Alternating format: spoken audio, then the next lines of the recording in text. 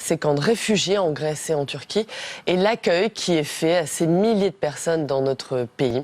Alors après l'accord en mars dernier entre l'Union européenne et la Turquie sur cette crise des réfugiés, le Sénat a lancé une mission d'information sur la position de la France à l'égard de cet accord. La Commission des Affaires étrangères a auditionné des chercheurs autour de ce sujet, l'analyse des flux, l'analyse des capacités d'accueil, la manière dont l'Europe gère cette crise, la remise en cause du pacte des valeurs européennes, autant de thèmes qui vont être abordés dans cette audition que je vous propose d'écouter tout de suite.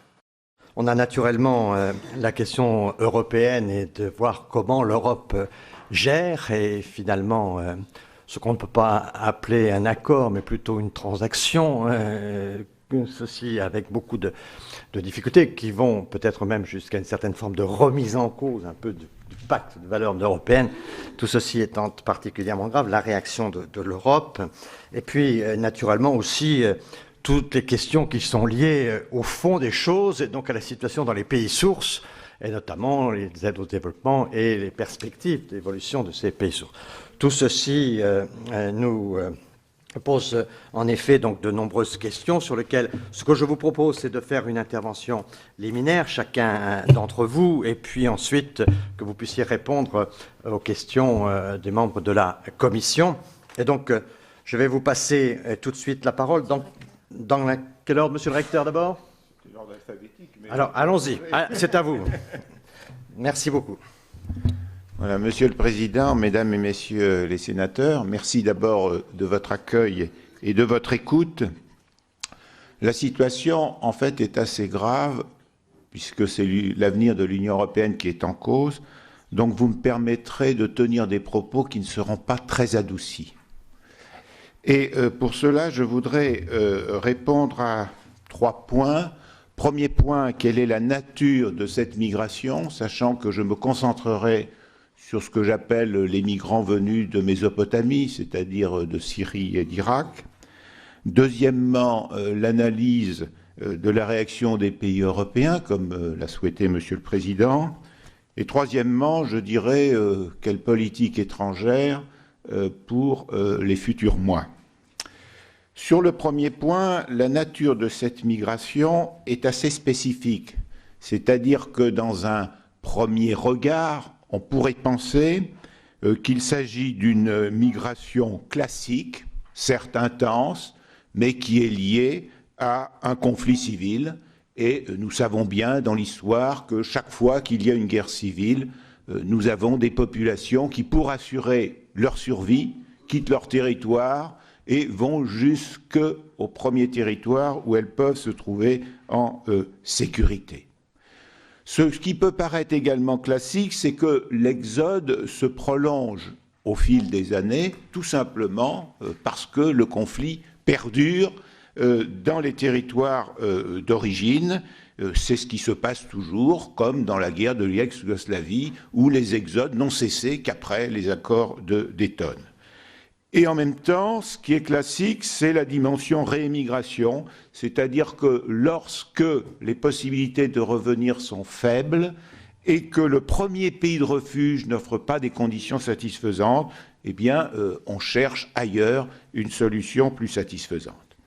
Et pourtant, cet exode, il est tout à fait spécifique. Il est spécifique en raison d'abord de la nature plurielle des combats, alors que dans beaucoup de guerres civiles, nous n'avons que 2 parties qui s'affrontent, en raison aussi de l'intrusion d'un pouvoir géopolitique dénué de scrupules, je parle de l'organisation État islamique, en raison du jeu trouble de certaines puissances régionales, et puis également en raison du fait que c'est un exode qui est pris dans un tourbillon géopolitique, puisque nous avons à la fois des violences locales, des implications régionales et des acteurs au-delà du Moyen-Orient qui interviennent dans ce conflit. Donc, mon analyse, c'est que cette migration a des traits qui conduisent à la définir comme sans précédent historique. Face à cette situation, et j'en arrive à mon deuxième point, quelle réaction des pays européens et de l'Union européenne? Il est essentiel de préciser qu'au départ de cette crise, qui commence, comme vous le savez, en 2011, l'Union européenne croient que se produit en Syrie une révolution et non pas le début d'une guerre civile. Et ce diagnostic est une erreur absolument fondamentale dans la mesure où il est lié à une méconnaissance de la réalité géopolitique tant interne de la Syrie que de celle de l'ensemble du Moyen-Orient. Et on le sait bien, puisque les représentants de la France, quittant l'ambassade de Damas en 2012, considèrent qu'ils vont revenir 15 jours plus tard avec un nouveau régime qui sera au pouvoir. Nous connaissons tous la suite. Compte tenu de cette erreur d'analyse, eh bien, les pays européens et l'Union européenne ont laissé faire, c'est-à-dire ne sont pas venus en aide, comme il aurait fallu le faire dès 2011, auprès des pays de premier refuge. Et donc, l'Union européenne n'a pas développé de solidarité avec la Jordanie, le Liban et la Turquie dès le début du conflit. L'autre élément qui est la suite du fait d'avoir cru à une révolution, c'est l'oubli de l'importance de la réémigration. Toute l'histoire montre effectivement que des conflits qui perdurent, des situations qui ne sont pas satisfaisantes, entraînent de la part des personnes un souci de réémigration. Et enfin, la non prise en compte, comme l'a dit le directeur de Frontex, que la Turquie s'est organisée à un moment donné pour être une autoroute à migrants. Je mets les mots entre guillemets puisque ce sont ceux du directeur de Frontex, ce qui a facilité la vie des passeurs, dont je vous rappelle qu'ils ont eu un chiffre d'affaires d'environ 10 milliards d'euros pour la seule année 2015. Deuxième élément, l'Union européenne oubliait l'importance de ses omissions en matière de contrôle frontalier. En réalité, le code frontière Schengen n'est pas respecté, non depuis 2011, mais déjà depuis 1997. Simplement, on s'en est rendu compte tenu de l'importance de l'afflux de 2015. Mais il faut bien insister sur le fait que le véritable problème, c'est que Schengen n'a jamais été appliqué dès le début de sa mise en place, et c'est ce qui fait sa fragilité. Troisième élément, le plan de répartition ou de relocalisation de 160 000 immigrés. Sur cette question, vous savez que dès le début, j'ai considéré que ce plan ne serait pas appliqué. Pour une raison bien simple, parce que c'est un plan qui considère des hommes comme des marchandises et qui pense qu'on peut assigner à résidence dans tel ou tel pays de l'Union européenne, selon une pure répartition géographique, des immigrants qui ont leurs propres objectifs, leurs propres soucis en fonction des réseaux dont ils bénéficient ou des atouts qu'ils ont dans tel ou tel pays de l'Union européenne. Enfin, quatrième élément, l'accord avec la Turquie. Là aussi, pour bien le comprendre, il faut évacuer les deux termes qui ont été le plus employés dans les médias. D'abord, l'idée que le président turc faisait du chantage. Non, il ne fait pas du chantage, il fait de la géopolitique. C'est-à-dire qu'il cherche à faire en sorte que le rapport de force lui soit favorable et lui permette d'être dans une situation plus agréable. Pour lui, bien sûr. Deuxième élément, on dit c'est un jeu de dupes. Non, ce n'est pas un jeu de dupes. Un jeu de dupes, c'est quand on trompe une personne sans qu'elle ait le moindre soupçon. Dans cet accord, il suffit de le lire pour voir qu'il est très facile pour les deux parties d'avoir des soupçons sur les conditions de cet accord. Donc, face à cette situation, à la fois cette migration sans précédent historique et la réaction jusqu'à présent des pays européens de l'Union européenne, quelle politique extérieure? Et ce sera donc mon troisième et dernier point. Et j'évoquerai donc 4 éléments. Premier élément, eh bien, c'est la nécessité de faire un diagnostic géopolitique supposant de lutter contre les causes de l'exode. Parce qu'il faut toujours rappeler que s'il y a immigration, c'est-à-dire arrivée de personnes dans un pays, c'est qu'il y a d'abord émigration, c'est-à-dire départ des personnes d'un pays. Et donc c'est bien sur ce départ qu'il convient d'agir. Et pour agir sur ce départ, il me semble que la diplomatie suppose de pouvoir discuter autant que possible avec l'ensemble des parties. Donc à partir du moment où les pays européens ou l'Union européenne, au lieu de définir sa propre politique extérieure, s'aligne plutôt sur Washington en ce moment, peut-être à d'autres moments sur Moscou, elle n'a plus le voix au chapitre. Et c'est bien ce qui se passe en ce moment dans l'ensemble de ce conflit. Donc ce diagnostic est tout à fait essentiel. Il aura inévitablement pour conclusion la nécessité de développer de véritables actions géopolitiques et pas de se contenter de bons sentiments qui conduisent d'ailleurs aux catastrophes que nous constatons. Deuxièmement, il est très important, là où la sécurité est assurée dans les territoires de Mésopotamie, d'aider les personnes à vivre au pays et donc en fait d'éviter qu'elles aient envie de partir. Et à cet égard, il faut rappeler le drame qu'a été la mort d'Elan Kurdi sur une plage de Turquie. En effet, la famille de ce petit garçon venait de Kobané, c'est-à-dire d'une ville libérée. Cette ville était libérée, mais nous n'avons pas bougé le petit doigt pour sa reconstruction. Alors que, heureusement, chaque fois qu'il y a une catastrophe naturelle dans un pays du monde, nous essayons de l'aider à s'en sortir. Donc, bien que la ville soit libérée, la famille de ce garçon n'espérait pas dans l'amélioration de sa situation. Donc, nous devons, là où la sécurité est correcte, aider les personnes à vivre au pays, voire à y retourner, ce qui passe par une aide à la reconstruction, ce qui passe par la livraison de médicaments, etc. Troisième élément, Schengen n'étant plus appliqué, il faut le réinventer, sachant qu'il est essentiel de bien comprendre que Schengen ne peut fonctionner que si l'on respecte les deux faces que Schengen représente. C'est-à-dire que la liberté de circulation à l'intérieur de Schengen suppose inévitablement un contrôle, je n'ai pas dit une fermeture, je parle d'un contrôle aux frontières extérieures. Et donc, soit il doit être décidé d'appliquer le code frontière Schengen, soit il doit être décidé de mettre en œuvre d'autres modalités de respect de Schengen, sinon Schengen ne pourra pas perdurer.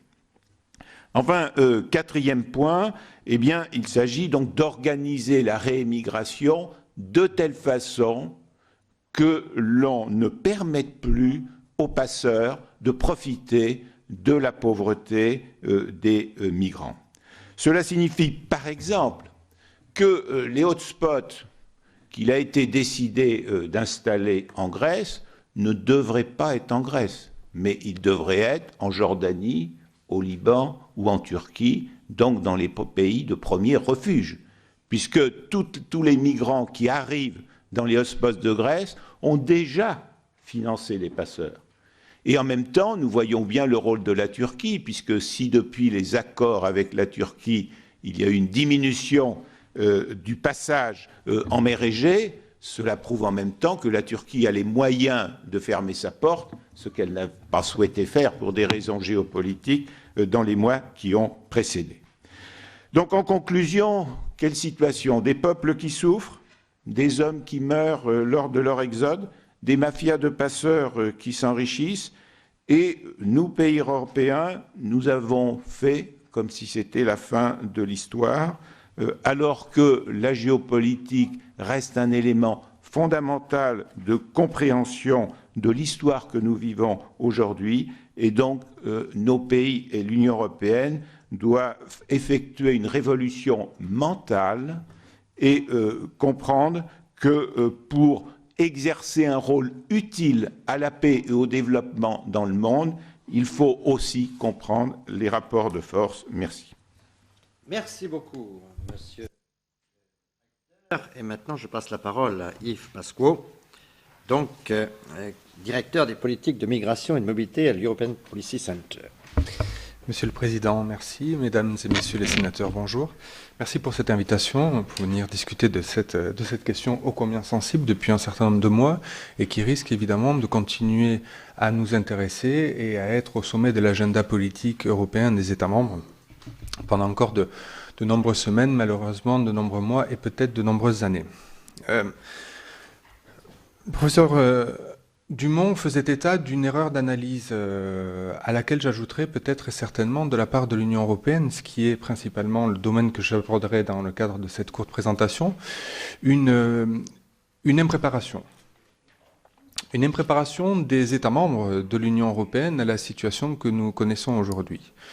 Une impréparation qui tient en deux éléments, à mon avis, pas seulement, mais principalement. Le premier, c'est l'incapacité des États membres de l'Union européenne de prendre en considération la totalité des rapports et avertissements sur la situation qui était en train de se jouer au voisinage immédiat de l'Union européenne.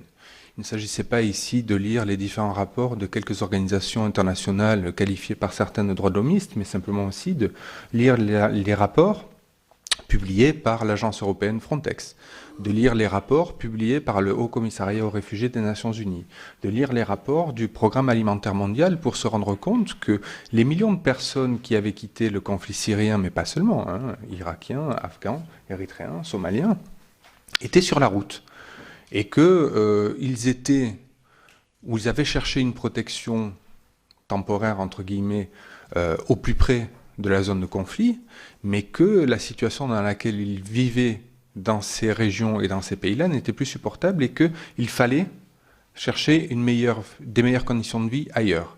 La totalité des rapports indiquait en réalité que le mouvement que nous avons vu apparaître à partir de la fin de l'été 2015 était tout sauf imprévisible.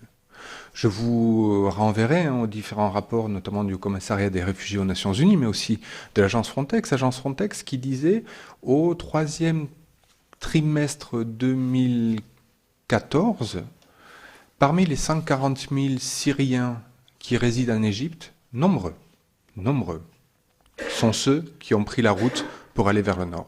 Sous-entendu, s'ils sont déjà nombreux à être partis, d'autres partiront. Donc on avait en réalité un ensemble d'éléments qui permettaient d'éclairer sur la situation. Or, personne n'a, semble-t-il, voulu prendre en considération ce phénomène-là. Deuxième élément d'explication, et qui me semble important à soulever dans cette enceinte, c'est la manière dont les États membres de l'Union européenne perçoivent en réalité les questions migratoires.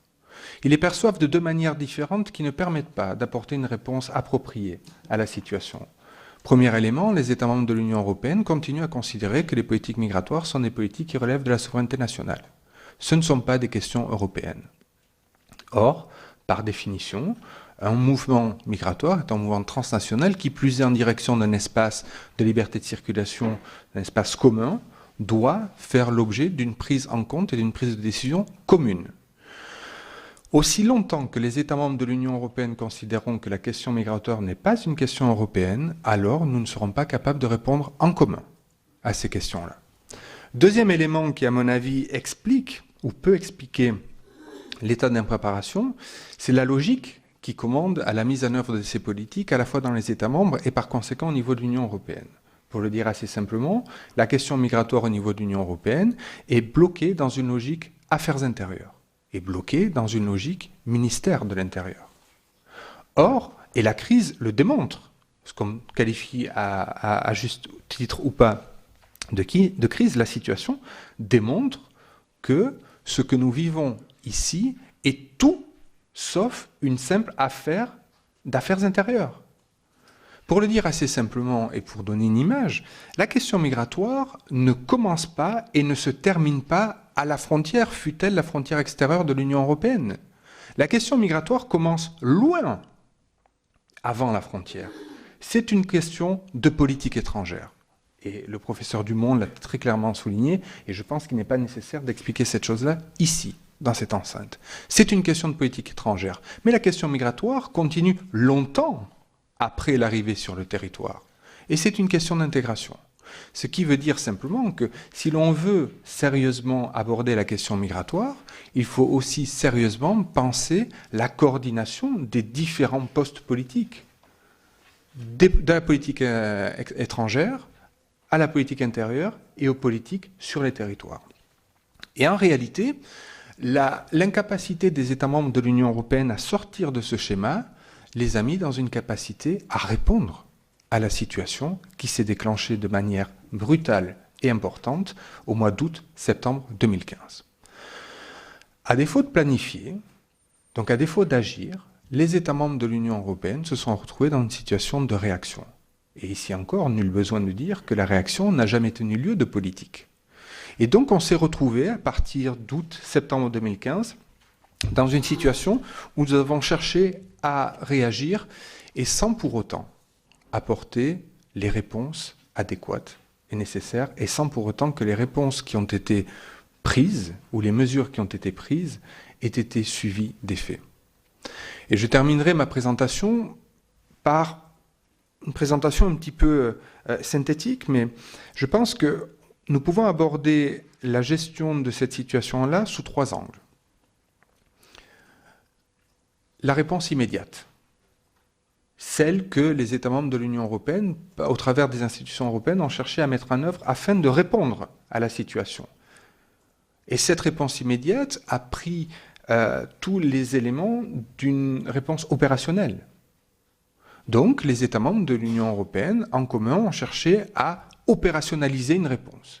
Alors, on l'a vu en Méditerranée, avec le triplement des fonds alloués à l'opération Triton. Nous l'avons vu aussi en Méditerranée avec la création de cette opération EUNAVFOR Sophia, qui a pour but effectivement de démanteler les réseaux de passeurs et de détruire les navires. Ces dispositifs-là sont très certainement ceux qui ont produit aujourd'hui le plus d'effets. Triton sauve, Sophia sauve. On est parvenu visiblement, en fonction des chiffres, je n'ai pas l'exactitude des chiffres, mais à démanteler un certain nombre de navires. Donc ces 2 dispositifs semblent avoir produit certains effets, mais ce sont peut-être les seuls parce que si on regarde bien sur l'ensemble des mesures qui ont été prises et dont on a essayé de mettre en œuvre, les résultats sont très peu convaincants. À l'extérieur, vous mentionniez, monsieur le professeur, l'idée de venir en aide ou de supporter les pays tiers dans la manière dont ils gèrent les flux migratoires. Alors il y a eu 2 fonds fiduciaires qui ont été créés. Un fonds fiduciaire pour la Syrie, qui a été abondé à 50% par l'Union européenne et à 50% par les États membres, et l'objectif de l'abonder à hauteur de 1 milliard d'euros a été atteint. Mais au sommet de la Valette, nous avons pris la décision de créer un fonds fiduciaire pour l'Afrique, identifiant un certain nombre de partenaires africains avec lesquels il fallait travailler, notamment en termes de gestion des flux migratoires et de développement. L'idée était d'allouer à ce fonds fiduciaire pour l'Afrique une somme de 3,6 milliards d'euros, abondée pour partie par l'Union européenne et abondée pour l'autre partie par les États membres de l'Union européenne. La Commission européenne a mobilisé un ensemble de fonds et a mis au pot commun, si je puis m'exprimer ainsi, 1,8 milliard d'euros. Avant le sommet de la Valette, les États membres de l'Union européenne s'étaient engagés à abonder à hauteur de 81 millions d'euros. Après le sommet de la Valette, cette proposition de financement n'a pas bougé. Autrement dit, il manque aujourd'hui de la part des États membres de l'Union européenne l'équivalent de 1,7 milliard d'euros pour le fameux fonds UE-Afrique.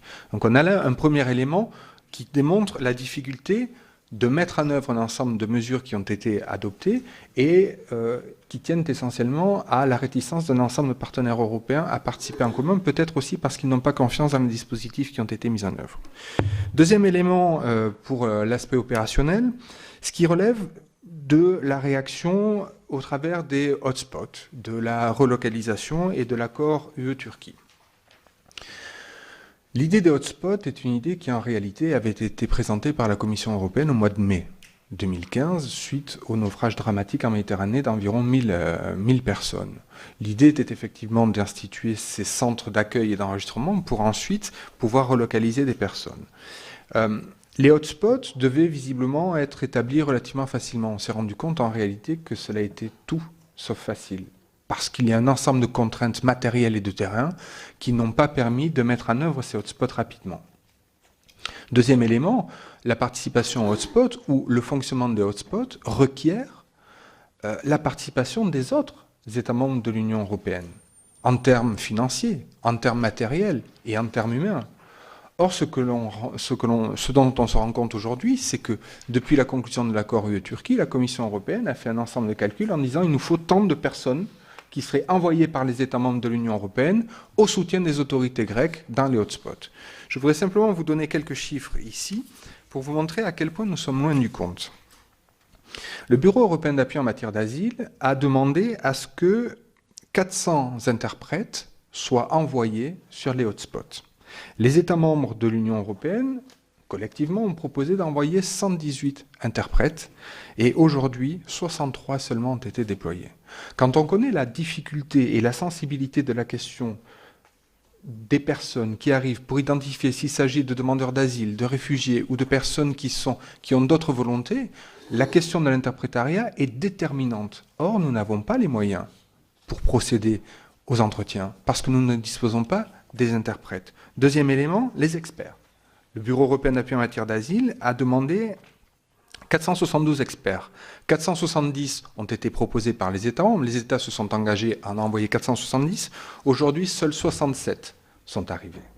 Ça démontre la difficulté en réalité d'établir un dispositif et de le faire fonctionner avec les moyens nécessaires parce que les États membres ne peuvent pas ou ne veulent pas, c'est selon, participer à cet effort commun. Je voudrais signifier ici simplement l'idée que la question qui se pose aujourd'hui est une question qui, évidemment, et le mot était sur toutes les lèvres depuis de nombreux mois, est une question de solidarité, pas simplement en termes de relocalisation, mais en termes d'aide à la Grèce, à l'Italie, de manière à ce que les dispositifs puissent fonctionner. Cette solidarité matérielle n'est pas encore atteinte. Pour les relocalisations, une seule phrase suffira. Depuis les 8 derniers mois, nous n'avons pas encore atteint le chiffre de 1% des personnes relocalisées sur les 160 000. Alors, il ne faut pas perdre le tableau tout en noir. Les relocalisations doivent avoir un effet sur 2 années. Peut-être que dans les prochaines semaines, dans les prochains mois, nous verrons une capacité beaucoup plus importante des États membres à contribuer effectivement à la relocalisation des personnes. Je voudrais simplement terminer sur 2 aspects, puisque je vois que le temps tourne. Sur le deuxième temps, nous avons vu la réponse immédiate à la situation qui s'est traduite par une action opérationnelle. Nous avons maintenant une deuxième forme d'action qui est celle d'adapter notre système à la situation, Schengen ou l'asile. Et ça, c'est l'aspect législatif. C'est le temps législatif. C'est la modification du code frontière Schengen. C'est la mise en œuvre d'un corps européen de garde-frontières et de garde-côtes. C'est la nécessité de modifier les règles Dublin. C'est la nécessité de modifier les règles relatives à l'asile. Et tout ceci est un temps d'adaptation qui est un temps législatif. Et ce dispositif-là prendra du temps. Alors on a bon espoir que les règles relatives à Schengen puissent être modifiées assez rapidement et que le corps européen de garde-frontières ou de garde-côtes puisse voir le jour assez rapidement. Peut-être pas aussi rapidement que ce que souhaiterait la Commission européenne, mais très certainement à l'automne. Les règles relatives à l'asile posent d'autres questions fondamentales. Il n'est pas tout à fait certain aujourd'hui que l'on s'entende sur la fameuse liste de pays d'origine sûre. La Turquie est-elle un pays d'origine sûre? Les questions sont sur la table et on voit bien qu'elles embêtent les décideurs politiques et notamment le Parlement européen. Mais serons-nous capables de modifier le règlement Dublin et le système Dublin? La proposition qui a été présentée la semaine passée par la Commission européenne risque de rencontrer de nombreuses oppositions. Et ce n'est pas le chiffre magique des 250 000 € par demandeur d'asile réfugié qui va simplifier les choses. Dernier point, l'opérationnel, le législatif, et reste, et je terminerai d'une certaine manière comme monsieur le professeur, sur le long terme, le stratégique. L'Union européenne et les États membres de l'Union européenne n'ont pas de vision stratégique sur ce que doit être une politique européenne d'asile et d'immigration. Ils sont, comme dans bien des domaines et dans bien des États membres, contraints par des logiques court-termistes.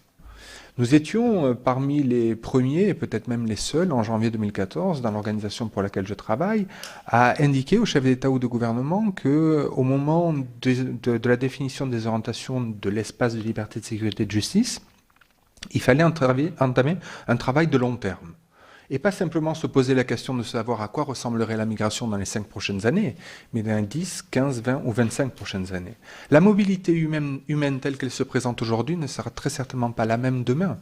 Un certain nombre d'éléments vont jouer sur la mobilité humaine dans les 10, 15, 20, 25 prochaines années.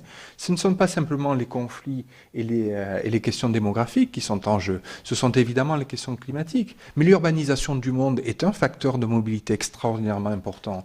La montée de la classe moyenne qui explose aujourd'hui est un facteur de mobilité extraordinairement important. Et comment peut-on établir une politique publique de gestion des flux migratoires sans avoir de vision de ce à quoi pourrait correspondre demain la mobilité humaine.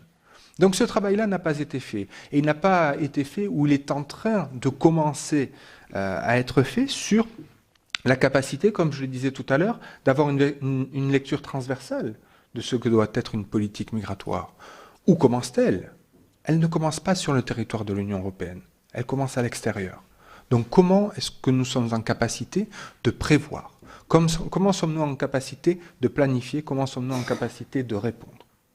Et elle se poursuit sur le territoire des États membres. Comment organise-t-on la mobilité sur un espace commun? Comment organise-t-on la capacité des personnes qui arrivent à accéder à un ensemble de services et tout simplement de droits que le droit de l'Union européenne leur accorde? Et toutes ces questions-là sont aujourd'hui des questions qui ne sont pas abordées pour des raisons de calendrier électoral, de calendrier ou de mandat, et sans que l'on se pose véritablement la question de ce à quoi pourrait ressembler une politique publique de l'immigration et de l'asile européenne dans le futur. Je vous remercie. Merci beaucoup. Les questions sont lourdes, hein. Le dernier point, c'est comment les démocraties sont-elles capables de gérer le moyen et le long terme, hein, par exemple. Mais sur ce sujet, comme sur beaucoup d'autres. Enfin, on voit que derrière chacun de vos sujets, les questions sont lourdes. Alors, pour éclairer aussi notre débat, nous avons la chance d'avoir deux coprésidents d'un groupe de travail auquel je vais d'abord donner la parole à Jacques Legendre d'une part et à Gaëtan Gors d'autre part. Monsieur le sénateur Legendre. Monsieur le Président, mes chers collègues, je voudrais tout d'abord remercier les deux intervenants parce que leur exposé m'a paru à la fois très clair et très appuyé sur des constats à propos des réalités. Et ça fait plaisir de d'entendre cette approche. On peut être chercheur et concret, quoi. Oui, tout à fait. Ça rassure toujours le Parlement. Vous avez posé un certain nombre de questions, dénoncé par exemple, Monsieur Dumont, la non-application du code frontière Schengen dès l'origine. Est-ce que vous pourriez nous dire, à votre avis, pour quelles raisons l'Union européenne, après avoir établi cet accord, a presque tout de suite renoncé à l'appliquer? Car je crois que les populations se rendent compte qu'on prend des textes et qui ne sont pas appliqués, et que c'est une des raisons de l'irritation de certaines de la population à l'égard des règles adoptées par l'Union européenne. Deuxième remarque, vous avez parlé de la politique qui a été mise en place, recherchée avec la Turquie à propos de ces immigrants. Moi, ce qui m'a frappé en visitant par exemple le camp de Calais, c'est que la majorité des réfugiés qui sont là ne sont pas des Syriens, et que les Syriens présents se plaignent d'être minoritaires et mal perçus par les autres, et que par conséquent on ne peut pas traiter uniquement d'un problème de réfugiés fuyant un pays en guerre, ce qui se comprend et qui est quelque chose, mais nous avons mêlé à ceci des personnes qui fuient des pays où elles ne se sentent peut-être pas à l'aise. Il y avait par exemple des Afghans ou des Pakistanais, des Érythréens et des gens probablement d'Afrique de l'Ouest également. Et leurs problématiques relevaient par contre de situations différentes. On a beaucoup parlé depuis quelque temps de la route de l'Est et de la route des Balkans, mais les premiers drames qui se sont produits n'étaient pas sur la route de l'Est. C'est d'abord les naufrages en Méditerranée centrale, à propos desquels on a mis en place quelques opérations navales, parfois ambiguës, puisqu'elles nous amènent à la fois à sauver des vies, ce qui est essentiel et bien évidemment et incontestable, mais d'une certaine manière aussi être utilisées par les passeurs pour faire faire par les marines européennes une partie de leur travail en leur en laissant bien sûr les bénéfices. Donc, problème, s'agit-il à ce moment-là d'amener les gens que l'on sauve dans un pays européen ou de les ramener au point de départ, ce qui est un problème et qui à ce moment-là risque de nous mettre en non-conformité avec les règles juridiques que nous avons acceptées. Est-ce qu'il est logique, par exemple, que la Cour européenne des droits de l'homme puisse se prononcer sur ces questions et qu'une certaine manière, elle ne laisse pas aux États la possibilité de déterminer une politique étatique ou de déterminer une politique européenne entre États. J'ai entendu à l'Assemblée parlementaire du Conseil de l'Europe des critiques assez vives émises par le commissaire aux droits de l'homme du Conseil de l'Europe sur l'accord Turquie-Union européenne, des réserves également du secrétaire général du Conseil de l'Europe. Et j'observe enfin que cette institution, qui est la seule à regrouper tous les pays européens et la Turquie, n'a pas été du tout concernée par tout ceci et qu'on traite, on parle de Schengen à certains moments, on parle de l'Union européenne à d'autres. Quand on parle de Schengen, l'Angleterre n'est pas concernée. Or, l'Angleterre a en son sein une des plus fortes communautés de réfugiés d'origine, et on sait bien aussi que ce qui motive la recherche de destination des migrants, c'est l'existence de grandes communautés où ils ont des parents. C'est le cas actuellement avec la Grande-Bretagne. Alors, est-ce que vous pourriez nous éclairer un peu sur ces points? Merci. Gaëtan Gors. Merci, Monsieur le Président. Merci, messieurs, pour votre constat et sa lucidité, qui n'était pas toujours encourageante, mais enfin qui était nécessaire au regard de la situation que vous avez décrite. Deux remarques. La première, vous nous dites, notamment, M. Pesco, Monsieur Dumont, vous nous dites, au fond, c'est une question de politique étrangère, que cette question d'immigration, c'est évident. Le problème, c'est qu'il n'y a pas de politique étrangère européenne et qu'on n'a pas l'outil à partir duquel on peut organiser la réflexion et l'action. Donc la question qui se pose à partir de là, c'est ce qu'il ne faut pas imaginer un autre cadre de réflexion et de coopération. Est-ce une coopération renforcée? Est-ce que les grands États, ceux qui étaient et ceux qui sont au fond les plus directement concernés par ces enjeux et qui ont les moyens d'agir, ne devraient pas imaginer un autre cadre de réflexion et d'action que celui que proposent les dispositifs actuels de l'Union, dans lesquels évidemment les résistances, pour des tas de raisons, sont nombreuses. De ce point de vue, quel rôle la France pourrait-elle jouer? Quel rôle joue-t-elle? Quel rôle pourrait-elle jouer? On a eu le sentiment qu'elle était quand même relativement discrète sur ces sujets, sans doute comme pour tous les autres États pour des raisons politiques, mais enfin on voit bien les limites de l'exercice. C'est que le problème, on a beau le mettre un peu de côté, avec l'accord UE-Turquie, on a un répit, il reviendra. Et ça, ça donne le cadre de ma deuxième question, c'est que vous avez évoqué les sujets, Monsieur Dumont, liés aux crises sur lesquelles il faudrait évidemment agir, et j'indiquais la difficulté pour l'Union européenne de se concerter pour le faire, et peut-être la nécessité d'envisager un autre cadre, mais ces crises ponctuelles ne sont-elles pas que l'annonce d'autres phénomènes migratoires qui auront d'autres causes? Vous avez évoqué les causes climatiques. On sait aussi le désordre croissant qui règne en Afrique de l'Ouest, avec les conséquences que tout ça peut produire.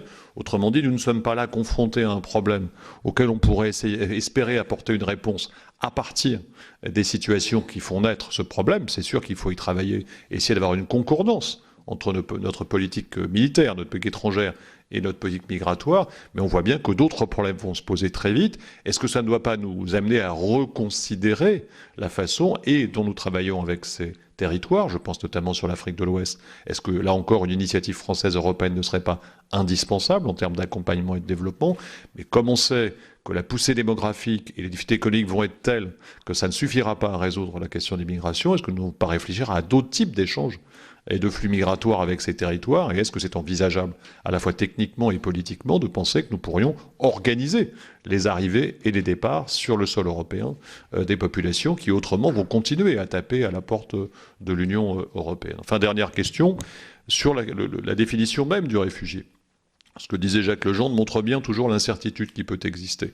Nous appliquons des dispositifs qui ont été conçus dans un autre contexte géostratégique face à d'autres situations, et nous voyons bien que cette définition du réfugié est aujourd'hui en permanence soumise à des contradictions et des questions. Il y a le débat évidemment sur le pays d'origine sûr, mais il y a plus généralement la distinction entre le réfugié politique et le réfugié économique.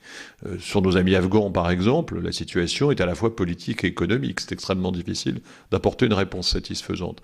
Et donc en se donnant pour point de passage obligatoire l'examen de la situation au cas par cas, ce qui est une bonne chose, mais au regard de critères qui sont extrêmement difficiles à démontrer, est-ce qu'on ne rend pas encore plus complexe la solution du problème? Est-ce qu'on ne devrait pas accepter de le traiter dans son ensemble et de renoncer à faire cette distinction, non pas de manière systématique, mais de considérer qu'on doit aborder le problème dans sa globalité, parce qu'il va devenir impossible de le traiter de manière aussi spécifique.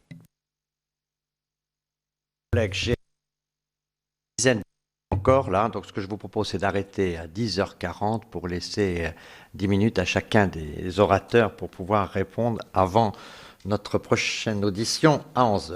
Jacques Gauthier. Merci, Monsieur le Président. Oui, félicitations, merci pour cette intervention à deux voix qui abordait ce sujet de fond. Je voudrais rebondir sur ce qu'a évoqué nos deux collègues sur, bien sûr, l'erreur d'analyse au départ, le manque de réactivité, mais aussi le manque de vision stratégique à long terme qui nous concerne.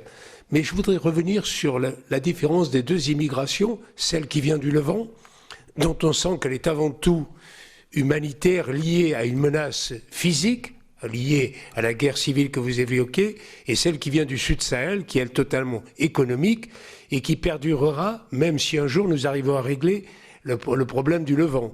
Donc, quelle est votre analyse par rapport à ces deux flux migratoires qui sont divers, l'un durant de beaucoup plus longtemps que l'autre et risquant de perdurer beaucoup plus longtemps? Et on voit bien les limites de Sofia qu'on a évoquées tout à l'heure. Tant que nous ne passons pas à la phase 3, nous sommes liés un peu à être des passeurs complémentaires des passeurs. Et on voit donc la difficulté de l'exercice. Vous avez aussi évoqué le problème de la nécessité de la proximité pour éviter immigration et réimmigration. Et vous avez parlé des 3 pays qui ont absorbé le plus de réfugiés, Turquie, Jordanie et Liban, avec la déstabilisation qu'on en voit surtout au Liban. La question que je me pose depuis longtemps, et je sens bien le côté incongru de la question, c'est si on veut éviter une immigration et si on veut permettre le retour des migrants lorsque la situation s'est améliorée, l'idéal c'est d'arriver à le garder au plus près de son territoire. Est-ce que dans les zones du nord de l'Irak sécurisées, et est-ce que même, en étant presque provocateur, dans les zones les plus à l'ouest de la Syrie sécurisée, est-ce que le Haut Commissariat aux réfugiés des Nations Unies, soutenu par l'Europe, ne pourrait pas créer, en accord avec les partis, des camps de réfugiés qui permettraient d'éviter de quitter la Syrie et de quitter l'Irak et faciliterait donc le retour? Je suis bien conscient que c'est une véritable difficulté politique et géopolitique, mais je crois que c'est la réponse la plus simple à ce problème d'immigration. Merci. Jean-Marie Bockel. Oui, merci. Avec mon collègue Jeannie Lorjou et quelques collègues, nous avons commis il y a 3 ans un rapport au sein de la commission L'Afrique et notre avenir. Et à l'époque, nous étions dans un certain optimisme. Il y avait une croissance continue, même si nous avons été lucides sur les enjeux et les risques. Et nous avons notamment évoqué l'enjeu démographique. Aujourd'hui, on voit bien que les choses se tendent.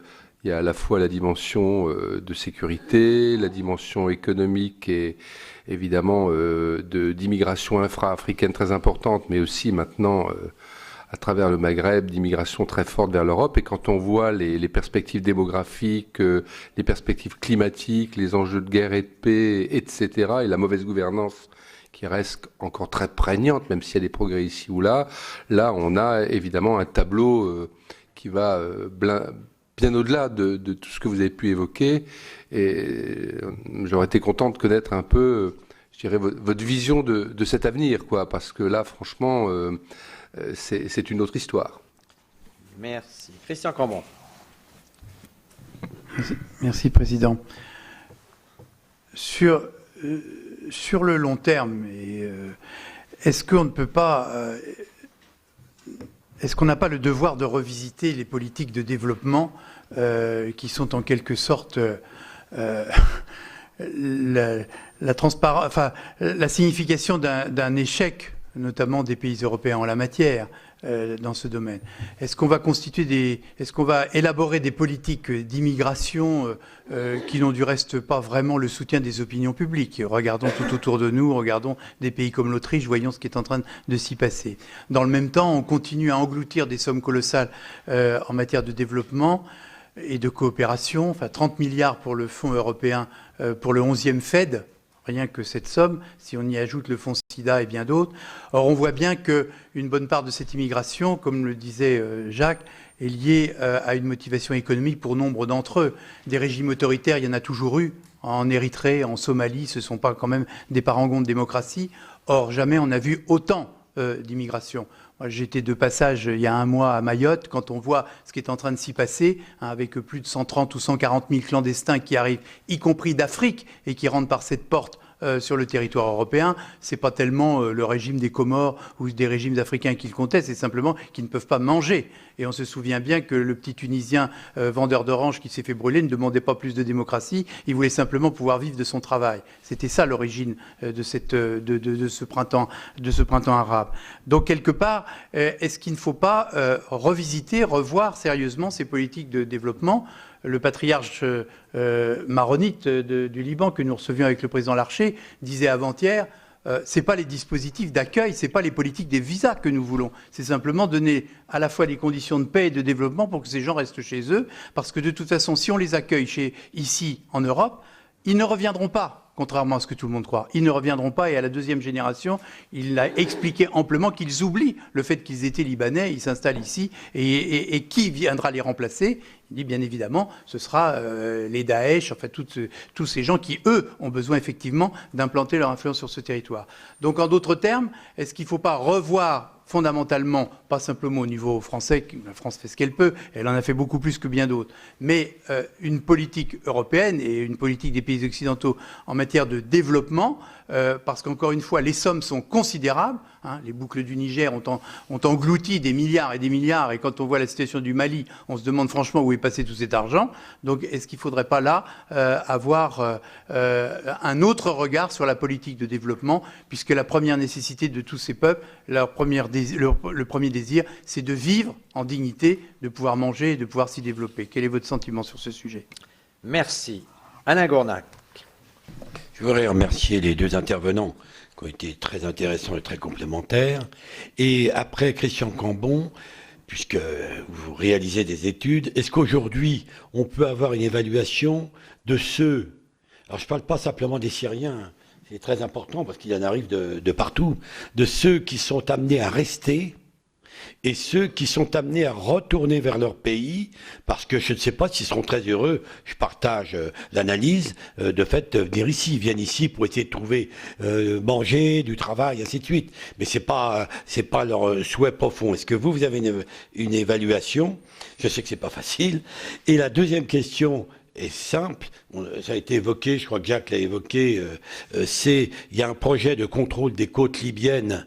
Alors là, ce ne serait pas pour faire la moitié du travail des passeurs, mais qui serait de les ramener, parce que ce serait assez près des côtes libyennes. Est-ce que vous pensez que ça, c'est une chose? Je pose cette question en particulier dans ce souci de ne plus engraisser les passeurs, parce que, monsieur le professeur, la somme que vous avez avancée m'a assommé. Merci de cette rapidité. Josette Durieux. Merci, Monsieur le Président, et merci infiniment à nos deux intervenants.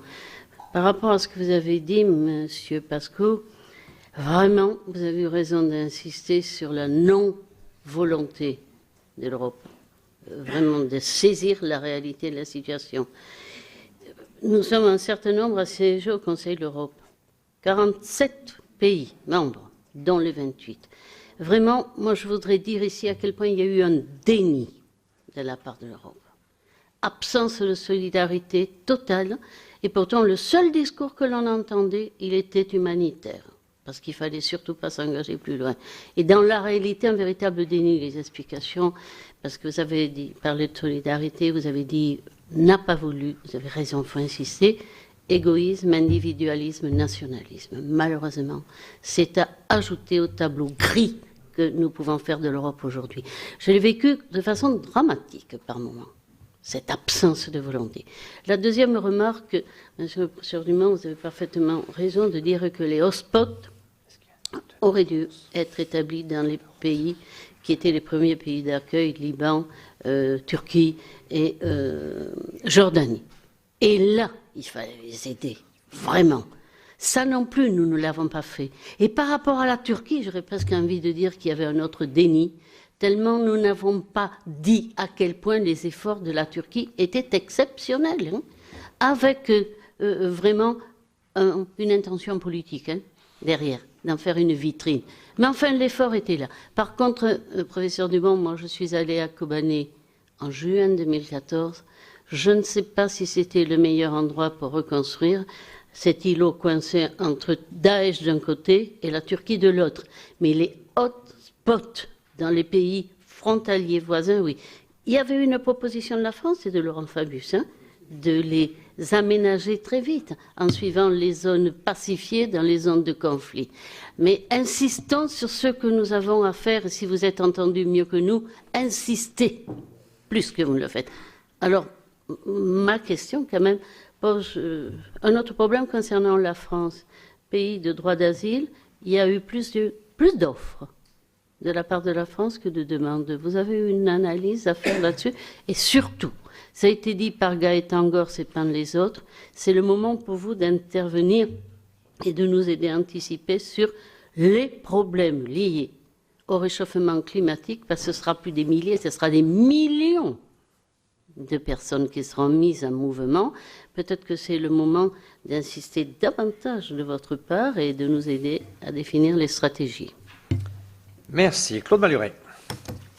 Je vais vous permettre de gagner du temps sur l'horaire, Monsieur le Président. Les questions que je comptais poser, on voit bien d'ailleurs qu'on est tous, qu'il y a 2 ou 3 questions principales qui reviennent. Les questions que je voulais poser ont été posées, donc je vous propose de passer au collègue suivant. Merci, cher collègue. Marie-Françoise Pérol-Dumont.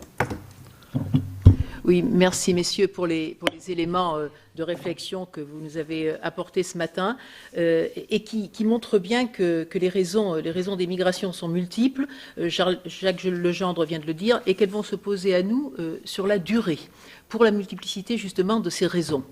Il n'en reste pas moins que toutes ces personnes-là, si les raisons de leur migration sont diverses, elles ont une expérience commune, qui est l'expérience de cette vulnérabilité extrême et permanente, à laquelle faisait référence Hannah Arendt dans un contexte différent, mais qui est bien toujours la même. Face à cela, nous observons en ce moment un raidissement des opinions dans l'espace Schengen. Raidissement en France, raidissement en Allemagne, raidissement en Italie. Et le scénario inconcevable il y a 2 ans d'une remise en cause des accords de Schengen est maintenant à notre porte. Alors ma question, elle est simple. Est-ce que face à cela, les valeurs fondatrices de l'Europe vont résister? Est-ce que le tableau gris dont parlait ma collègue Josette Durieux il y a quelques minutes va inéluctablement se durcir en Europe? Ou bien sinon, quels sont les leviers à activer pour que nous puissions remettre l'Europe sur les bons rails et faire ensemble que ce qui est fondateur de l'espace européen le reste bien, c'est-à-dire le partage d'un certain nombre de valeurs, un idéal commun? Michel Billot, merci. Oui, merci Monsieur le Président. Écoutez, en ma qualité de rapporteur d'une mission commune d'information sur l'accord UE-Turquie, vous me permettrez de vous interroger juste sur ce sujet qui est un petit élément de la question dont nous débattons aujourd'hui, mais qui a quand même une certaine importance, à savoir s'il s'agit d'une tentative de réponse ponctuelle à un problème localisé ou s'il s'agit d'une tentative d'élaborer un modèle de réponse au flux migratoire. Donc j'aurais juste 2 questions très très générales, une relative au droit d'asile et l'autre relative peut-être donc au rôle particulier de l'Allemagne au sein de l'Union européenne sur ce sujet. Concernant le droit d'asile, en renvoyant en Turquie des personnes en demande de protection internationale, ce qui est tout à fait inédit, l'Union européenne ne méconnaît-elle pas ses obligations en matière de droit d'asile? Et même si ce n'était pas le cas, pensez-vous que les conditions matérielles, humaines sont remplies, que ce soit en Grèce ou en Turquie, pour que ce droit d'asile soit effectivement respecté?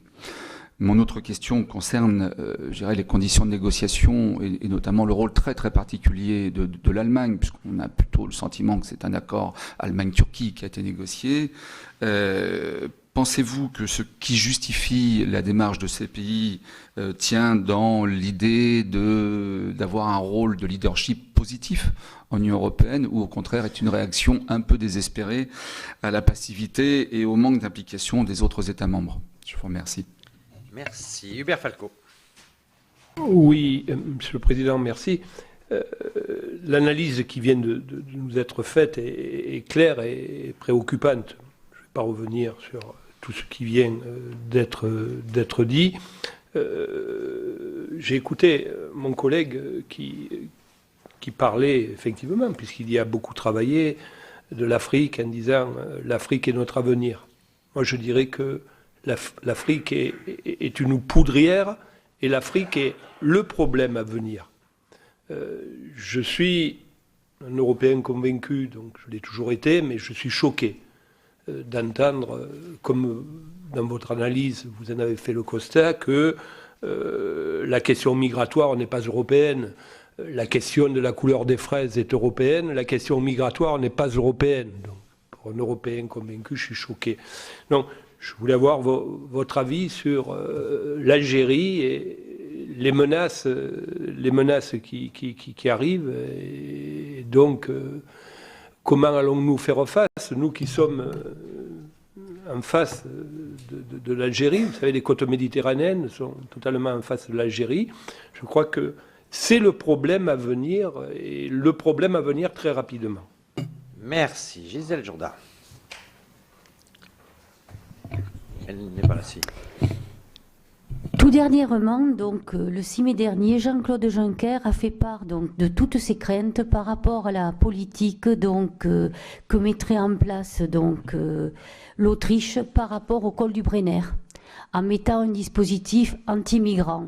Il a qualifié, comme vous l'avez fait, messieurs, dans des termes très directs, cette catastrophe, indiquant donc toutes les répercussions qu'elle pourrait avoir tant sur le plan économique que sur le plan humain. Je souhaitais savoir comment donc vous abordiez donc cette question et quelles conséquences cela pourrait avoir, notamment donc sur le plan européen mais sur le plan français. Merci. Et le dernier mot, un seul, Daniel René. Vraiment un mot. C'est le débat qui m'a amené à poser cette question. Naturellement, l'Europe plaide coupable, en quelque sorte. Ceci dit, moi, je me pose la question, au nom des vertus morales que nous portons, au nom de ce qui a fait la construction européenne, c'est d'une évidence absolue. Au nom de la politique, elle ne s'est pas donné une politique communautaire de ce point de vue-là, et donc, naturellement, elle avance dispersée. Et plus elle avance dispersée, et plus elle s'éparpillera. Et donc le risque qu'évoquait Marie-Françoise Perrol-Dumont est évident. Donc moi je veux bien, l'Europe, par sa proximité, en quelque sorte, a cette responsabilité. Mais le monde est le monde.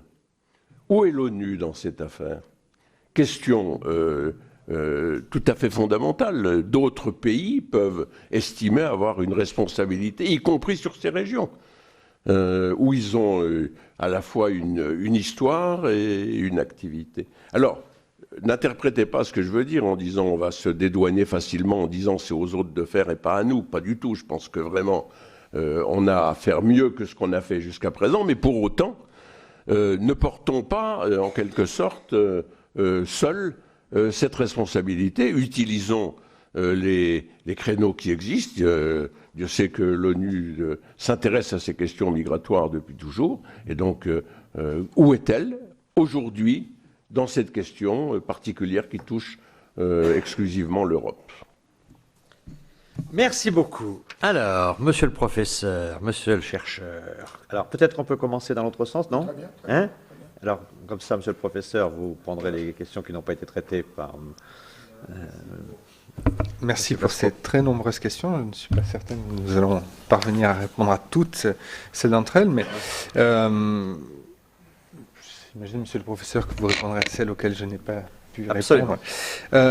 Donc, je vais essayer de les aborder. Où est l'ONU, évidemment? L'ONU travaille sur ces questions-là, discute beaucoup, mais sur les actions, je pense que ça conduit sur la question de savoir quel est le rôle, en réalité, de la communauté internationale face à cette situation-là. Et évidemment, l'Union européenne essaie de travailler, mais on voit qu'un ensemble d'autres acteurs de la région du Golfe, mais plus largement, ne participent pas véritablement à l'effort nécessaire. Alors on entend, c'est toujours très intéressant de se rendre compte que en fonction du côté duquel on se trouve de la barrière, soit c'est une Europe forteresse, soit c'est une Europe passoire. Je ne crois ni à l'un ni à l'autre. Et si on considérait qu'il s'agit d'une Europe forteresse, si on prend et si on regarde un petit peu une carte du monde, il n'y a pas que l'Europe qui soit forteresse. Le Japon est une forteresse, l'Australie est une forteresse, les pays du Golfe aussi. Donc en réalité, on fait porter sur l'Union européenne, mais parce qu'on la regarde, et c'est encore heureux, j'espère qu'on la regardera encore longtemps, mais beaucoup de mots qu'elle partage et que d'autres porte de manière encore plus violente qu'elle-même. Sur l'accord UE-Turquie, alors mon analyse est relativement simple. Si l'on voudrait schématiser les choses, l'accord UE-Turquie porte sur 3 catégories de personnes. Les personnes en situation irrégulière, celles-ci qui arriveraient de Turquie vers la Grèce, on peut imaginer le cas d'un Algérien, par exemple, qui ne demande pas l'asile et dont il est manifeste que cette personne n'est pas autorisée à entrer à résider en Grèce. Cette personne-là ne pose pas véritablement de problème en termes juridiques, puisqu'elle sera renvoyée vers le pays dont elle vient, soit sur la base de l'accord de réadmission Grèce-Turquie, soit sur la base demain de l'accord de réadmission Union Européenne-Turquie. Donc de ce point de vue-là, c'est peut-être le cas de figure le plus facile, et on voit bien d'ailleurs que les retours qui ont été organisés depuis la Grèce, depuis la mise en œuvre effective de la déclaration, qui n'est pas un accord, Union Européenne-Turquie, ne concernent que des personnes qui n'ont pas fait acte de demande d'asile et dont on a considéré qu'elles n'étaient pas autorisées à rentrer à séjourner en Grèce. Les 2 questions principales qui se posent, c'est l'utilisation des concepts de pays de premier asile et de pays tiers sûrs. Parce que ces concepts-là, en réalité, concernent 2 types de catégories de personnes. Prenons le concept de pays de premier asile. Je suis citoyen syrien qui a obtenu une protection en Turquie, protection dite temporaire. J'arrive en Grèce et je dépose une demande d'asile auprès des autorités grecques. Ces dernières la considèrent comme étant inadmissible au motif que je viens d'un pays de premier asile, c'est-à-dire un pays dans lequel j'ai obtenu une protection. Cette possibilité-là existe dans le droit de l'Union européenne, sauf qu'elle ne peut être utilisée qu'à la faveur d'une disposition, c'est-à-dire que l'on considère que la protection qui est octroyée dans le pays tiers, en l'occurrence en Turquie, est suffisante. Et toute la question se pose du caractère suffisant ou pas de la protection qui est accordée aux Syriens, mais à d'autres personnes, en Turquie. De mon point de vue, la logique voudrait que si les États membres de l'Union européenne acceptent effectivement de renvoyer une personne dont le besoin de protection est reconnu vers un pays tiers, c'est que les États membres de l'Union européenne considèrent que la protection est suffisante, c'est-à-dire que le niveau de protection qui est garanti en Turquie est comparable, peut-être pas identique, mais comparable à celui qui est octroyé dans l'Union européenne. Or, je ne suis pas tout à fait certain qu'aujourd'hui, le statut, la protection et les droits qui sont garantis aux personnes sous protection temporaire en Turquie soient les mêmes que ceux qui sont garantis sur le territoire de l'Union européenne. Donc de ce point de vue-là, la notion, le concept de pays de premier asile me semble être discutable et je ne sais pas si on peut qualifier la Turquie de premier pays d'asile. Deuxième cas de figure, les pays tiers sûrs. C'est l'idée selon laquelle, reprenons l'exemple d'un citoyen syrien, personne qui arrive depuis la Turquie en Grèce, dépose une demande d'asile, les autorités grecques considèrent que la demande d'asile est inadmissible au motif que la personne provient d'un pays tiers sûr, c'est-à-dire un pays dont on aurait pu considérer un pays dans lequel la personne aurait pu déposer une demande d'asile. Là aussi, ce dispositif existe au nom du droit de l'Union européenne, dans la directive procédure, et la directive procédure liste un ensemble de conditions pour pouvoir qualifier un pays tiers de sûr. Parmi ces conditions figure la condition d'appliquer la Convention de Genève sur le statut des réfugiés. Or, tout le monde sait très bien que la Turquie a une réserve géographique sur la Convention de 1951, puisqu'elle ne l'applique qu'aux Européens. Donc de ce simple fait, on ne peut pas considérer que la Turquie puisse être considérée comme un pays tiers sûr, juridiquement. Ce qui veut dire aujourd'hui que la déclaration Union Européenne-Turquie, c'est-à-dire l'engagement des 2 parties à agir, et l'engagement de l'Union Européenne via la Grèce à utiliser des concepts de pays tiers sûrs, de pays de premier asile, de mon point de vue, est juridiquement contestable. Mais la réponse ne pourra pas être donnée ni par les États membres de l'Union européenne qui ont signé cette déclaration, ni par la Commission européenne qui fait le service après-vente de la déclaration, mais par un juge. Et seul le juge sera à même de dire si la Turquie remplit ces conditions. Juge grec ou, au besoin, juge de l'Union européenne au travers d'une question préjudicielle. Et ce n'est que dans quelques jours, semaines ou mois, que nous aurons cette réponse-là. Et en attendant, on voit bien que la difficulté est telle que le nombre de renvois de Grèce depuis la Turquie, de demandeurs d'asile ou de personnes sous protection temporaire, ne se réalise pas. Parce qu'en réalité, on ne sait pas. Et on attendra que le juge, juste pour le plaisir de la discussion et la manière dont fonctionnent les choses, on se rend compte aujourd'hui qu'un juge de première instance grec est tout à fait capable, en considérant que la Turquie n'est pas un pays tiers sûr, de renverser la décision de 28 chefs d'État ou de gouvernement accompagnés par le président du Conseil européen et le président de la Commission européenne. Voilà ce à quoi nous sommes confrontés aujourd'hui. Et pour revenir sur votre deuxième point, quel est le rôle de cet accord? Je pense que cet accord est un accord qui est de communication double, à la fois à l'adresse des citoyens européens en disant « Regardez, nous chargeons de cette question-là ». Et apparemment à l'adresse des passeurs en disant « Regardez, la route gréco-turque est désormais fermée ». Mais que cette route-là soit fermée aujourd'hui de la même manière que la route des Balkans soit soi-disant fermée, ça n'empêchera pas les personnes poussées par le désespoir d'emprunter d'autres voies. Et on se retrouvera d'une certaine manière à la case départ. En avril 2015, 1000 personnes meurent en Méditerranée parce qu'elles embarquent sur de frêles esquifs. Et pire encore, souvenez-vous, c'était il y a 1 an à peine, nous avons vu un modus operandi que nous n'avions jamais vu auparavant. Des cargos remplis de personnes lancés moteurs à fond sur les côtes, sans pilote. Voilà le caractère industriel de l'horreur humaine. Allons-nous retomber dans ces situations-là? Ça, ce sont les questions qui se posent. Quant au rôle de l'Allemagne, il est tout à fait évident que l'Allemagne a d'une part exercé un leadership politique seul, de manière positive et de manière négative. Seul parce que Wir schaffen das d'Angela Merkel est sur le plan des valeurs ce qu'il fallait faire. Quelles sont nos valeurs? Quelle est notre histoire? La migration est l'histoire de l'Europe entière.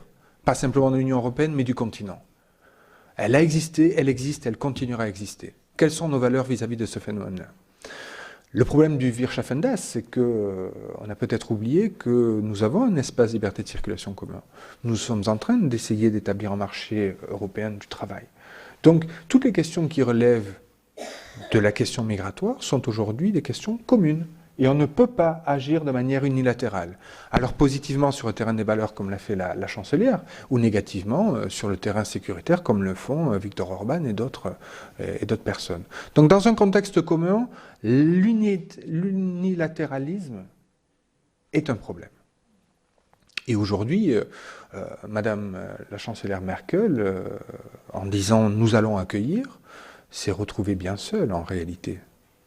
Quand elle s'est retournée pour avoir l'appui de ses partenaires européens. Où était la France? Où étaient les Pays-Bas? Où était l'Italie, l'Espagne? Personne. Elle était seule. Et donc, elle a dû faire face à une autre difficulté, une difficulté interne. De dire, face à l'arrivée en nombre très important de personnes sur le territoire allemand, eh bien, il faut faire tomber les chiffres.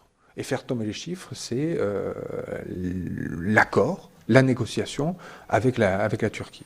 Donc on a un message politique aujourd'hui à l'adresse des citoyens européens et des citoyens allemands en disant « Regardez, les chiffres tombent ».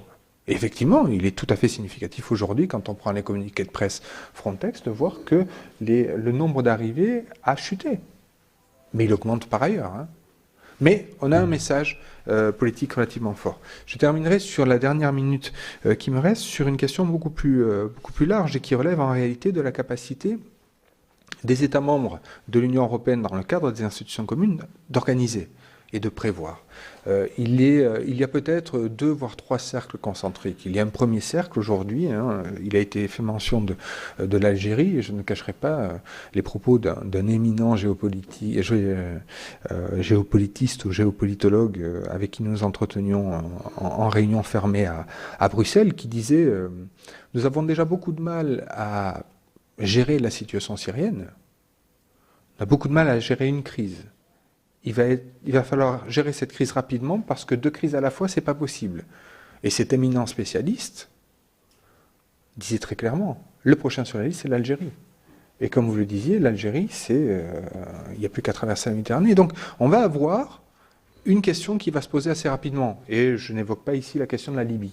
Donc on a une première ligne de questionnement qui est un questionnement d'ordre de déstabilisation politique de régions qui vont créer potentiellement des réfugiés, des exilés. La deuxième ligne de raisonnement, c'est celle sur la zone un petit peu plus au sud, le Sahel et l'Afrique de l'Ouest. Il va falloir considérer que, effectivement, les politiques de développement doivent être des politiques qui doivent être mises en œuvre, mais il faut être conscient de ce que les politiques de développement sont des politiques, lorsqu'elles sont bien menées, qui, dans les premières années de leur mise en œuvre, créent de la migration. Parce que précisément, les personnes ont un capital plus important, à la fois financier, mais de savoir, qui leur permet de bouger. Ce qui veut dire que si on veut sérieusement se poser la question des politiques de développement et de leur caractère effectif, il faut la sortir d'une politique de mobilité. Tout à l'heure, quand je parlais de mobilité humaine, ce n'était pas par facilité de langage, parce que je considère fondamentalement que le monde dans lequel nous rentrons aujourd'hui n'est pas un monde de migration ou d'immigration, d'installation, mais c'est très certainement aussi un monde de mobilité. Et il va falloir réussir à organiser la mobilité de ces personnes et la faciliter, en réalité. Dernier élément, et là je laisse la parole au professeur Dumont, les politiques de développement, c'est une chose très intéressante, mais quand bien même les chiffres qui ont été annoncés il y a quelques minutes de 30 milliards d'euros, ces chiffres-là sont quand même très en deçà de la capacité des envois de fonds. Les envois de fonds privés représentent 450 milliards de dollars par an. Cette somme-là est considérable et c'est peut-être aussi sur ces envois de fonds-là qu'il faut essayer de travailler, essayer de faire en sorte qu'on puisse les mobiliser de manière positive, pas simplement pour des individualités, mais peut-être pour des communautés. Je vous remercie. Merci. Cette qualité de réponse. Monsieur le professeur, vous avez un défi. Merci. Merci beaucoup, Monsieur le Président. Donc je crois qu'il faut que je réponde d'abord à la première question, c'est-à-dire pourquoi Schengen n'a pas été appliqué. Je n'en rappellerai pas les règles. La raison, chacun la connaît ici. C'est-à-dire qu'en fait, la seule stratégie de l'Union européenne ces 15 dernières années a été de s'élargir pour s'élargir, sans tenir compte de la capacité des pays à respecter les règles de l'Union européenne. En effet, je vous rappelle que le principe fondamental de l'Union européenne, c'est que ne doit entrer dans une politique de l'Union européenne qu'un pays qui a une machine administrative permettant d'en appliquer les règles. Or, ce principe fondamental n'a pas été justement respecté, et donc il en est résulté un élargissement de l'Union européenne, et notamment de l'espace Schengen, à des pays qui ne sont pas en situation, pas seulement administrative, mais géographique, de respecter le code frontière Schengen. Et donc, c'est d'où la conséquence que nous avons aujourd'hui dans cette situation et qui met en cause Schengen, et ça rejoint la question sur le col du Brenner. Parce que je crois qu'il ne faut surtout pas se voiler la face.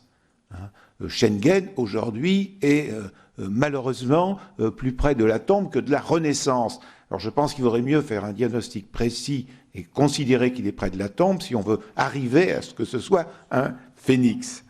Le deuxième point qui a été évoqué, c'est effectivement le fait que, à travers ces migrations, disons, on va dire, de ces 18 derniers mois, nous n'avons pas eu que des personnes qui venaient de Mésopotamie. Alors effectivement, dans la mesure où, comme l'a dit le directeur de Frontex, la Turquie s'est transformée en autoroute à migrants, eh bien, automatiquement, se sont engouffrés sur cette autoroute des personnes qui venaient d'autres régions et qui cherchaient leur salut. Cela, c'est toute l'histoire des migrations de toutes ces décennies, notamment, puisque, monsieur le sénateur, je corrigerai, si vous le permettez, juste un point, c'est-à-dire les premiers morts, en fait, datent du détroit de Gibraltar et des Canaries. Et l'enrayement, ce qui est très intéressant, c'est comment a été enrayé les flux migratoires entre le Sénégal et les Canaries. Ils ont été enrayés d'abord par des moyens effectivement militaires, mais aussi par un travail au Sénégal, et notamment il y a eu un travail considérable des mères sénégalaises qui n'en pouvaient plus de voir certains de leurs adolescents se noyer au large du Sénégal et de la Mauritanie, et qui donc ont mené un combat pour empêcher leurs jeunes de continuer à partir sur des bateaux. Donc effectivement, nous avons là une situation qui est plus générale, dont je n'ai pas eu le temps de parler tout à l'heure. Alors, face à cette situation, quelle solution imaginer? Alors, je ne dis pas qu'il y a de solution parfaite, mais il n'est pas inintéressant de se tourner dans une autre région du monde pour voir ce qui est pratiqué lorsque nous avons des vagues migratoires significatives et maritimes. Alors, regardons les accords qui existent entre les États-Unis et Cuba depuis 1994, donc qui fonctionnent depuis 22 ans. Ce sont des accords qui fonctionnent sur le principe pied sec, pied mouillé. C'est-à-dire que le Cubain qui quitte sur une barque quelconque Cuba pour essayer de rejoindre la Floride, s'il parvient jusqu'à une plage de Floride, il a le pied sec. C'est-à-dire il pose le pied sur la plage. Et là, les États-Unis disent « Ah, il a pénétré sur mon territoire, je le garde ». Si ce sont des gardes frontières qui, en mer, interceptent la personne, eh bien, elle le ramène gentiment à Cuba. Voilà. Bon, voilà, il faut savoir le genre de choses qui est fait. Alors, évidemment, quand vous élargissez la question, les causes migratoires du XXIe siècle seront les mêmes que celles qui ont existé tout au cours de l'histoire de l'humanité. Donc, concernant l'Afrique, chacun connaît parfaitement la situation. L'Afrique a tous les moyens de son développement. Elle a un potentiel agricole, industriel, commercial, et je dirais même que son potentiel s'améliore, parce que l'augmentation de la densité de la population rentabilise un certain nombre d'activités économiques qui l'étaient moins quand la densité était beaucoup plus faible en Afrique. La question, elle est celle de la gouvernance. C'est-à-dire, soit effectivement les pays africains sont bien gouvernés, et auquel cas, les gens n'ont pas envie de partir. Le meilleur exemple a été donné par la Côte d'Ivoire. Pendant 40 ans, enfin en gros du temps d'Houphouët-Boigny, aucun Ivoirien n'avait envie de quitter la Côte d'Ivoire. La situation s'améliorait, on était content chez soi, on savait qu'elle allait continuer de s'améliorer. On a commencé à voir une émigration à partir de la Côte d'Ivoire que lors du conflit civil en Côte d'Ivoire au milieu des années 2000. Donc ce qui est vrai pour la Côte d'Ivoire est vrai pour l'ensemble des pays d'Afrique et pose nécessairement effectivement la question de la politique du développement. Alors je suis gêné d'en parler notamment devant Jean-Marie Bockel, mais il faut quand même préciser que nos politiques françaises en matière de développement ont quand même consisté assez largement à favoriser le multilatéralisme par rapport au bilatéralisme. Et ça, c'est un vrai problème. C'est-à-dire la France n'a plus les moyens d'agir sur les fonds qui sont donnés à des fonds multilatéraux. Et l'échec, j'irais, de notre aide au développement, puisque je crois que c'est Hubert Falco qui a cité l'Algérie, c'est que quel est le pays au monde qui a reçu le plus d'aide au développement depuis un demi-siècle? C'est l'Algérie. C'est l'Algérie. Je vous rappelle en effet que nous surpayons pendant des années, nous avons surpayé le pétrole algérien pour favoriser le développement de l'Algérie. Donc vous voyez que je crois qu'il y a effectivement une décision stratégique à prendre par la France, qui est effectivement de constater que cette priorité que l'on a donnée au multilatéralisme dans l'aide au développement, il faut certainement revenir dessus. Et nous voyons bien d'ailleurs que l'aide au développement mise en œuvre au Royaume-Uni, par le Royaume-Uni, qui a moins donné au multilatéralisme, est beaucoup plus efficace. Alors, concernant aussi la question de Mme Pérol-Dumont sur l'avenir de l'Union européenne, j'étais très surpris ces derniers jours par le journal Le Monde, au sujet de la remise du prix Charlemagne au pape François. Parce que dans la version papier, bon, il y avait un éditorial gentillet sur cette question. Mais dans la version numérique du Monde, qui n'a pas été repris dans la version papier, il a été écrit « Déboussolés, les dirigeants européens s'en remettent au pape François ». C'était extraordinaire, si vous voulez. Parce qu'en fait, ce mot définissait bien la situation actuelle et qui est explicative aussi du raidissement des opinions dont vous avez parlé. Parce que si les opinions se raidissent, c'est parce qu'elles ont l'impression que leurs dirigeants ne maîtrisent plus rien et qu'elles ne savent plus où les dirigeants les mènent. Donc moi-même, j'ai rédigé un papier pour montrer que malheureusement l'Union européenne est en train de mettre en parenthèse un certain nombre de ses valeurs, valeurs de liberté, de démocratie et de subsidiarité. Et donc il faut absolument que l'Union européenne respecte d'abord elle-même ses valeurs dans les décisions qu'elle prend et dans la façon de les mettre en œuvre. Si elle veut perdurer, c'était le début, vous vous rappelez, de mon introduction. Enfin, je terminerai, si vous me permettez, Monsieur le Président, juste sur un point absolument essentiel dans la compréhension des migrations. En réalité, les populations, dans leur très grande majorité, veulent vivre et travailler au pays. Pourquoi, par exemple, y a-t-il encore autant de Syriens en Jordanie, au Liban et en Turquie? Parce que 44% d'entre eux reviennent régulièrement en Syrie pour aller voir de la famille qui est restée, pour voir où en est l'état de ses biens, etc. Donc, ce qu'ils souhaiteraient réellement, c'est retourner en Syrie.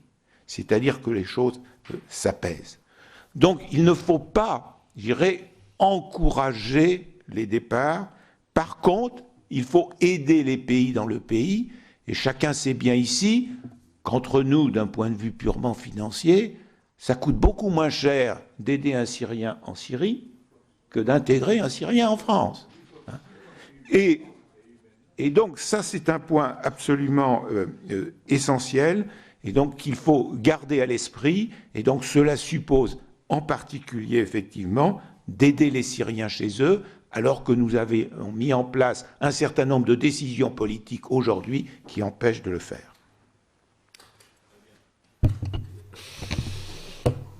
C'est formidable comme analyse. Alors les responsabilités. Quand je vois le nombre de candidats à la présidence de la République, je me dis que les responsabilités, ils sont conscients. Ça va être lourd sur les épaules quand même, parce que, ne serait-ce que ce paradoxe européen qui est quand même assez extraordinaire, parce que les deux choses sont vraies. C'est que c'est vrai que plus on fait de multilatéral, moins on fait de binational, c'est-à-dire que mais en même temps on veut que l'Europe agisse plus. Donc on est toujours face à un paradoxe. Comment on gère ça? Parce que c'est vrai qu'on a délégué beaucoup de nos interventions, donc on perd de notre influence, on perd de notre action, de notre opérationnalité, mais en même temps, il nous faut construire, parce que le sujet est aussi européen, et donc on veut construire des outils. Donc on est quand même toujours en permanence écartelé sur toutes ces questions. Mais là, je crois, ce qui est quand même très important pour nous, et ce que vous nous dites, en remettant tout ce sujet dans l'histoire, c'est qu'au fond, tout ce qui se passe là est un signe de ce qui va se passer dans l'avenir, et que nous sommes au début d'une nouvelle aventure, et qu'on n'est pas simplement en train d'analyser un accord entre la Turquie et l'Europe sur un point précis. C'est qu'on a d'autres sujets qui vont faire en sorte que cette question-là, c'est vraiment une question majeure de notre propre destin, quoi. Donc en tout cas, merci et de niveau de vos analyses, et merci de la qualité de vos réponses. C'était passionnant pour nous tous, et on a tous ici la conscience de ce sujet qui est de première importance. Merci à vous tous. Voilà, vous avez pu suivre cette table ronde consacrée à la question migratoire, un thème qui a rythmé l'actualité cette année avec la manière dont l'Europe a géré cette crise. Vous pouvez revoir bien sûr ce programme sur notre site internet publicsena.fr.